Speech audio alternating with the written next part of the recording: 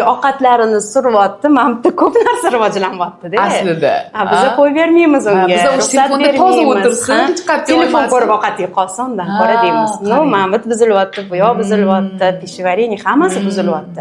Undan ko'ra surib yeyishga ruxsat bering, ertasi kuni o'zim yeyman deydi o'sha bola. Ha, mashalloh. Tabiiy jarayonlar buzilayotgani uchun hamma narsa. Masalan, hozir hech kim loydan anaqa qilmaydi, narsa yasash. Mana bolalar keladi-yu, plastilinni ushagisi kelmaydi.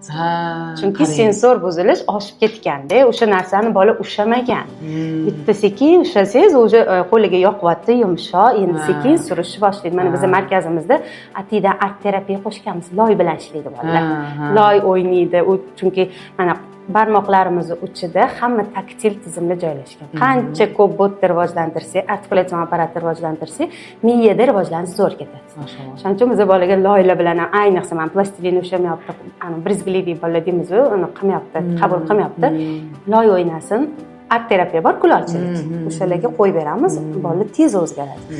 Ya'ni hamma tizimni bir vaqtda o'zi rivojlantirishni olib boramiz-da. Shu narsa uyda ham qilinishi mumkin. Albatta. Loylar bilan, suvlar bilan, toshlar bilan. Albatta.